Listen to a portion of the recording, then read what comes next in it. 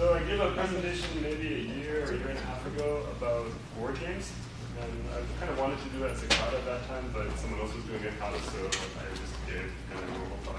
And my plan over hopefully many future presentations is to eventually develop a complete Ruby application that can play a game. So I did that this part about solving a board game a year ago. Now I'm going to talk about how to actually represent the pieces on a board. So here I have a board game which I think might be, it's not just the best board game that you can play if you want to go out and look for a board game. It's called Yinch. You don't really need to know too much about it, but it's like the most popular besides chess or something on some websites.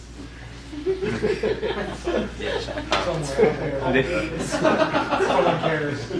Also, the kind of game in particular that I'm interested in is the class of games is called abstract strategy games, where you have just two players, you take turns, there's no hidden information, no randomness, you're just playing against each other on the board.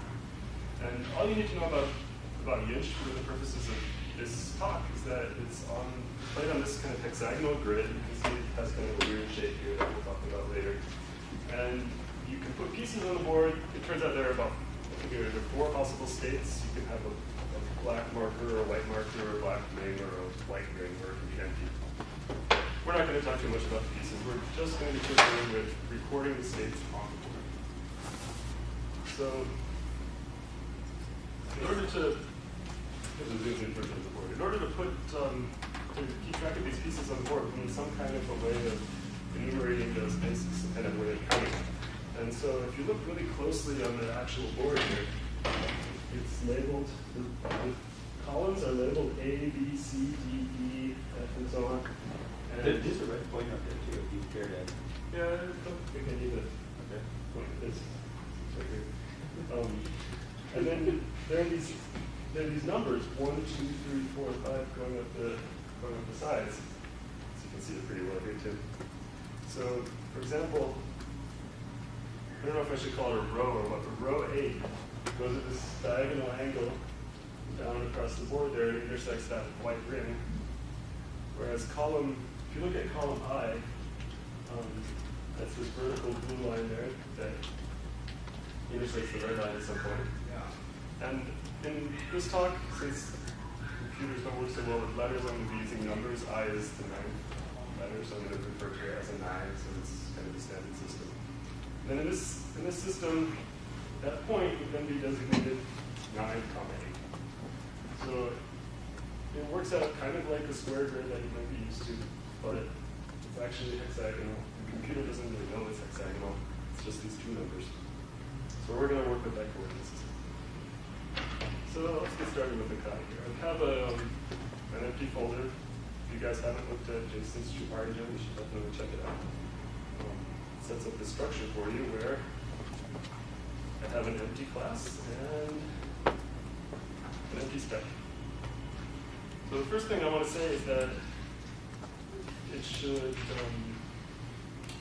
let me set the state of, what was that, 8 or 9, 8.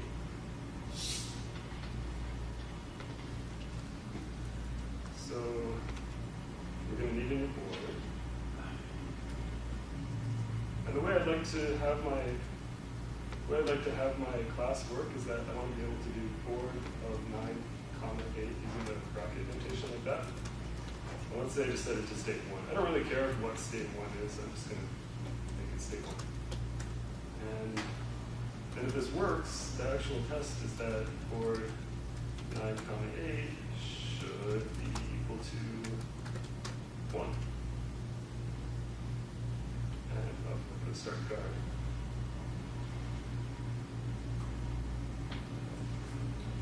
So I'm running my specs, and of course it fails because I haven't written any code at all. There's a class, but it just doesn't have that method, so I'm going to define the method. And it turns out in Ruby you can give this bracket method. You can give it multiple arguments. So if you want to have that comma, x comma y within the brackets, you can say x comma y. And then I'm writing the setter method right now, so I need to specify the value that it's being set to. And that should at least make it not fail in the same way. Let's see how it fails now. So last time it failed on the setter, this time it's failing trying to get the value. So let's just do the same thing, but remove the equal sign and there's no value. Save it, card runs it again. Still failing because we still didn't really do anything. It's expecting to get a value of 1 out, so we'll stick a 1 in there. And now all of our tests pass.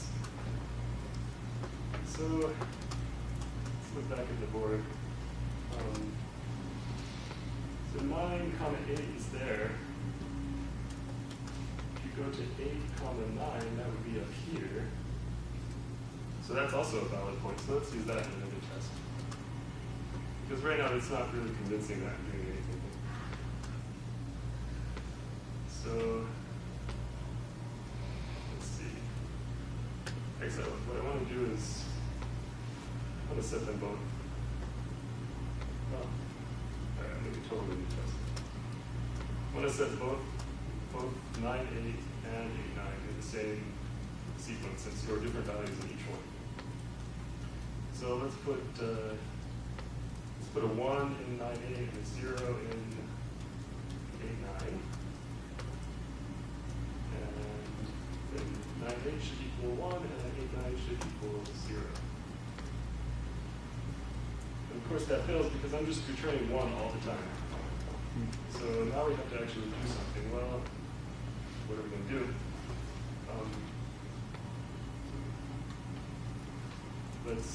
Oh, sorry, I want to make this test, I want to back up just a little bit. Before we do that.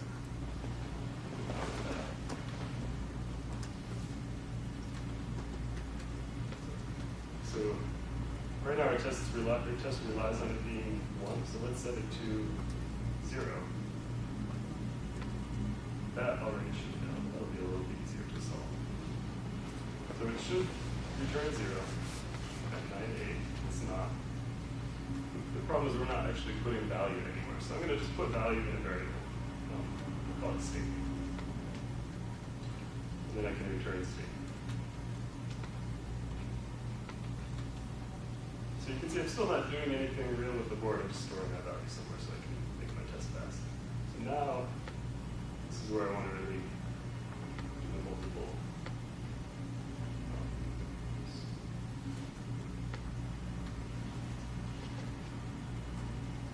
is where I want to do the multiple point test.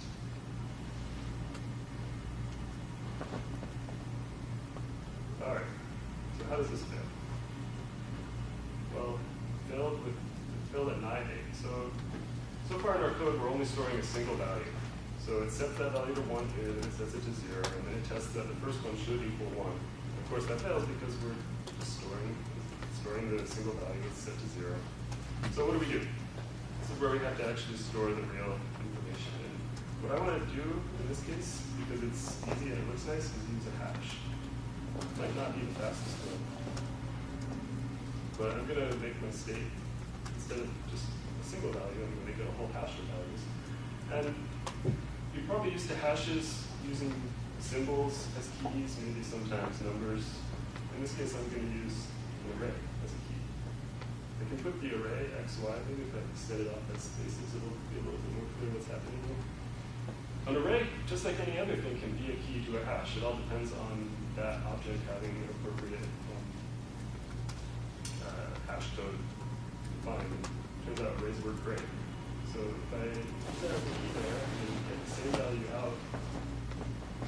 Use the same key when I'm getting the value out. It magically works. So if that's not clear to somebody, you should ask me right now, because that's how this is all going to work. We're storing the value in a load. We're basically making it's kind of a substitute for doing an array. We're storing the value in a location referred to by x, y. We can make up anything we want at that location. All right. So far we've just talked about allowing you to store values at a point. And what I really want to get to is disallowed locations. So if you look around the edge here, so B is this column B, these two. So if we go to 2, comma 6, that would get us here. That's okay. If we try to go to 1, comma 6, we'd be out here. And I want that not to be allowed. So what I'm going to do next is set up some specs for throwing exceptions whenever you try to put down pieces outside of the actual perimeter of the board. And maybe you guys will have some comments on this. Before I get to that, I want to add some tests that I know will pass right around the edge, because I want to make sure that I don't accidentally cut off something that was supposed to be a valid part of the board. So this is a little bit weird because I'm writing tests that are passing right away, but I think that's the way I want to do it. So let's start with this point. This is A is 1, 1, 2. And I know I'm going to need a bunch of points here, so I'm just going to make an array. Let's call the points P.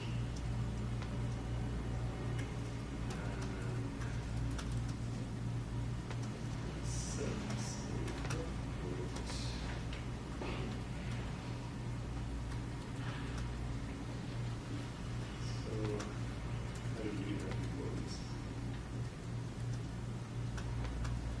Set the value and make sure that it can read out the value again. This is P0, P1, P0, 1. And this structure here will let me make a bunch of tests additionally. Save it. Of course it passes because right now I'm allowing you to store data anywhere. So now I can just add a bunch of them. Let's see.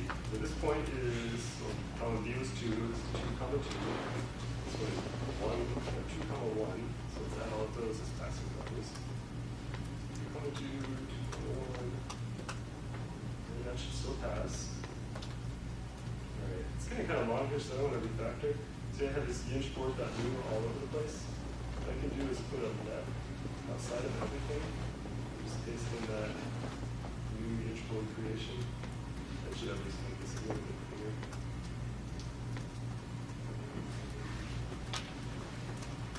Still passes. Good. All right. So now I want synthetic ones.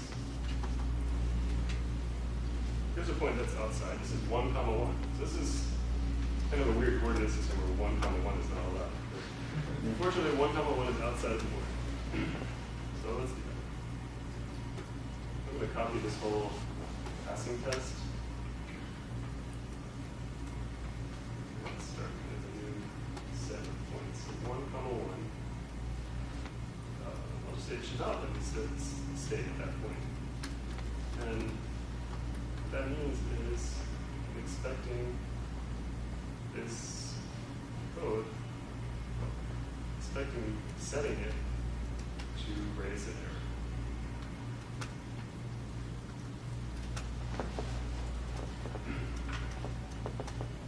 All right, fails. Let's check the failure. Expected exception, but nothing was raised. Of course, I'm not raising exceptions ever. So let's go do that. Right here. Well, pretty easy. X equals 1 and y equals 1. And we will raise exception. Great, pass. All right. So what's next? Here's another point that's outside the grid, 2, comma 0. That's, so see, you see 1 is here. 0 is not even labeled, but 0 would be down here below the 1. So let's make sure that's not. What's that, 1, comma 0? 2, comma 0. So that's obviously not going to pass. I'm going to add another one now just get a few in there. So 0, comma 2, 2, comma 0, we're not getting errors for any of those because our error handling code is really simplistic. I can make it a lot smarter here by putting in those two values.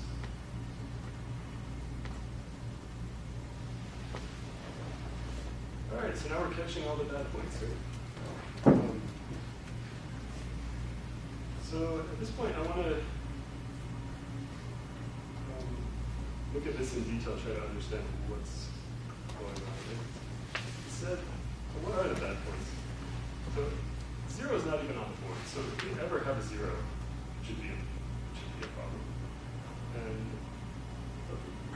write a test before we change it, because okay, like 0, 6, that should not be allowed, or 7, 0. We know we don't want to allow those. And I can actually do that just by removing this extra thing where I'm saying what x or y has to be equal to. If x is 0 or y equals 0, it should raise an exception. And actually, what about 7, -1, or -3, 4? Those shouldn't be allowed either. So I can just extend this and say if x is ever less than or equal to 0, or y is less than or equal to 0, it should be an exception. All right, so now we're catching a lot of points. Probably what's going to happen here is we're going to catch anything that's bad kind of out of this lower left corner. So let's move up to the upper left corner. See if we can make that work. Get back to that. Very short break. So again, I want to put some passing tests around here to make sure that I don't accidentally cut something off that's good. So I said 2, 6 before. We'll also put in 1, 5, and 2, 7, just to kind of catch that edge. Make sure we don't screw something up.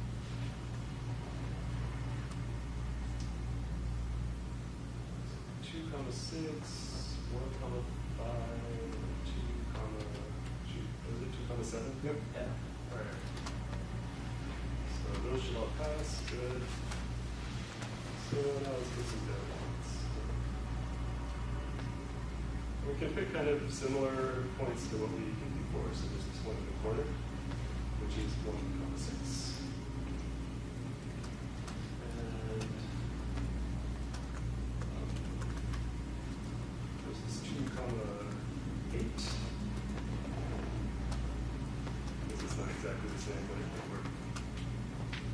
And we'll pick a 0, this one will already fail, but let's just pick 0, 4.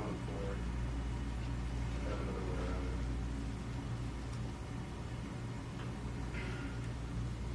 Okay, so like I said, 0, 4 doesn't show up in all the failures, but these other ones do. And let's see how we handle those. Well, just kind of keep doing the same thing, right? Well, so if it's equal to, is it 2? No, it's equal to, x is equal to 1, y is equal to 6. That corresponds to my first case going to 4. And we have that x is less than or equal to 0 again. Now what's the corresponding thing to this y is less than or equal to 0? Well, so y is less than or equal to 0 is kind of below this diagonal line. So if we want to catch anything above this diagonal line, we have to remember some, this algebra 1. And say, raise if y is greater than or equal to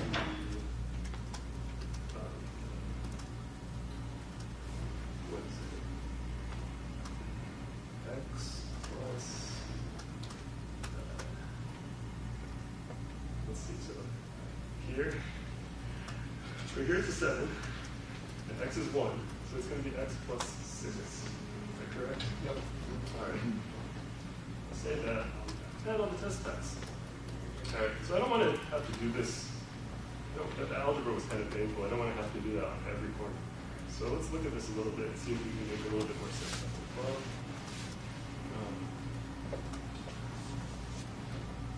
these equations are like less than or equal to. So maybe I can put that in the same form. Let's move that over here and say it's less than or equal to y. It's supposed to be less than or equal to 0, so I'll just put minus y on this side, or less than or equal to 0 there. And I'll save that. That looks good. Well, these two are looking pretty similar. And in fact, I think this x plus 6 minus y thing,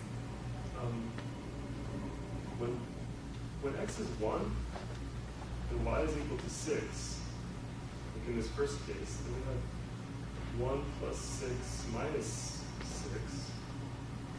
So that thing is just equal to 1. So we can copy that out. I'm trying to make this look kind of like the top piece.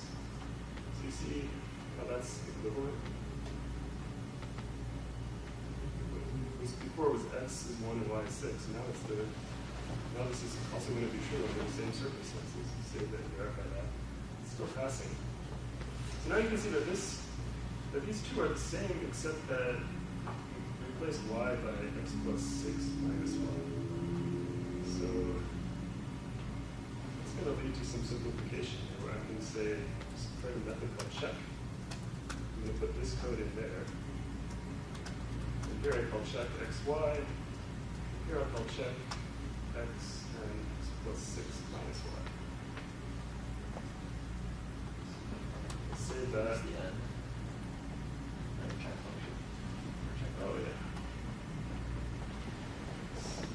All right, still passes. So, now what's really going on here? Well, it turns out that this x comma x plus 6 minus y, actually if I write it the other way, it still works because that check method is symmetric. Changing x comma y to x plus 6 minus y comma x, what that's doing is it represents rotating this board. It represents taking the whole board, rotating it 60 degrees to the left. And then all of the tests that I did around this corner will apply to those points that got rotated down here. And if you want to work that out, it's another calculation you can do. I'm not going to do that, but that's what you get. So that'll help us with the next set of points. Should make it a lot easier. Let's throw a few in there. I'm going to kind of try to speed up here because I think you might be able to see how this is going to go. So f is 6. Let's just add a failure. So 6 comma 11. We want that to fail. We'll say that does not fail. And to make that one fail, all we need to do is add in one more rotation. Now, I don't want to work out the algebra for that in my head, so what I'm going to do is I'm going to call check recursive. And I don't want to do it forever, so I'm going to have a counter. I just want to do it, so I needed to do it once and one more time for this new test. So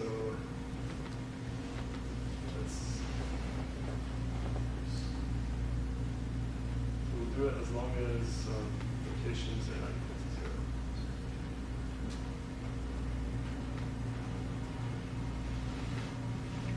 All right, so now it's passing.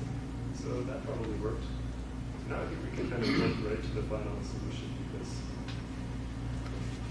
we know what's going on. So I'll just throw in a few more points. So let's put in this one. So what is k? 6, 7, 8, 9, 10, 11. So 11 comma 11 would be this point here. And we can go down to this point here, which is 11 comma 6. We want that one to also fail. And this is 6 comma 1. And I should throw a few more passing ones in just to make sure that's for something else. So let's put in 11 comma 7. And I don't know, 6 comma 2.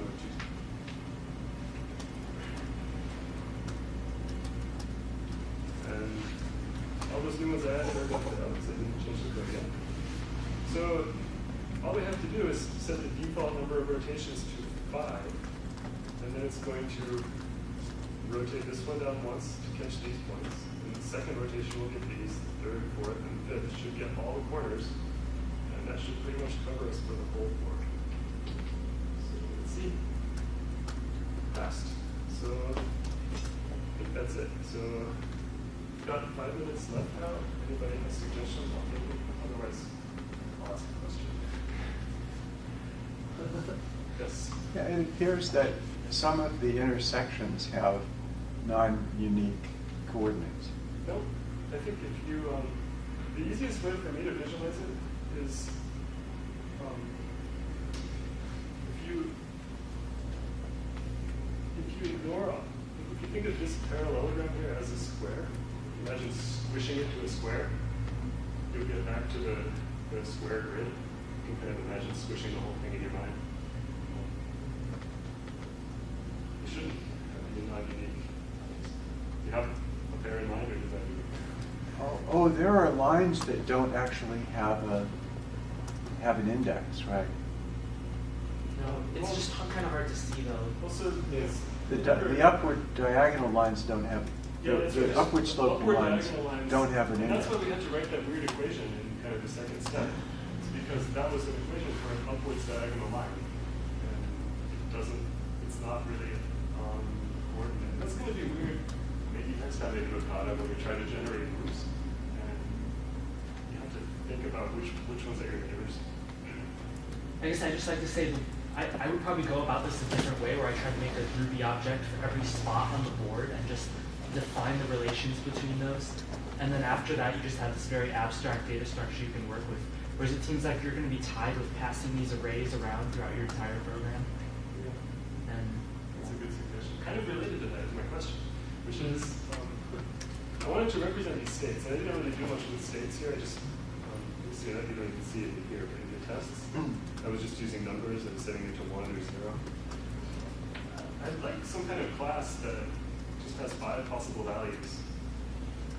And that's it. So what would you guys use? 5 possible values. I don't know interaction. If you were using Yeah. C, what would you use? If I were using C, I would be using enum, and then I'd be sad because I realized that enums and C are just treated like hits. And Right, doesn't so really- Gabe's suggestion is correct, right? What you actually have is an array of symbols, and you're simply pointing at one of the symbols in that array as the states. So give each state a name, turn that name into a symbol, And the problem map with those that is- symbols to an array. The problem with that is then I have to do case statements, which look for Jason's presentation, so we can hear his opinion on that. But I have to do a lot of cases, and I don't have an easy way of checking whether something is the right kind of symbol. I have to just check, is it this or this or this or this or this? I mean, are you gonna at some point have actual game pieces that are taking up the space? Yeah, well, so I'd like to have a game state class that would just have 5 values that are the only possible values that we could ever have. And Okay, but then all you've done is move the case statement into that class, right? So the only way to get rid of the case statement is to turn each possible value into a class, and then have a class that owns changing states, changing classes as the representation. That doesn't sound like a good idea. But that's the only way to get rid of the case statement. So there is this is some comparison I have, which is an enum in C#, which actually works pretty well. If you have an enum in C#, you can say it has 5 possible values. If you want to convert that to an integer, you can do it, but you have to do an explicit cast. It won't do it automatically for you. And then you just have this thing which has these 5 possible values, and anything that expects that type of object can check for it. Okay, but you can do the same thing in Ruby if you put the 5 symbols into an actual array. You can grab the index of that thing in the array and get your number. I guess Paul doesn't like that he'd be passing these indexes around and he'd have to constantly do bounds checking on them. Is that what? Yeah. But I guess that's just life in Ruby. You never know what an object is unless you explicitly check it Or you ask it to do something that it can or But can't do. Yeah. I'd be able to check it by saying, is a game state? That would be my check. Yeah, so you could have a module called game state and include it into some singletons, or have a class, subclass thing going on. Yeah, so I started Class working on the instance. singleton thing, and I got kind of messy. If this is a part of an internal API, it doesn't really matter. Okay. Well, it's going to be used in lots of future katas, so. I had another comment too. If you do want to pass these arrays around all over the place, you might consider having 3 integers, because then you avoid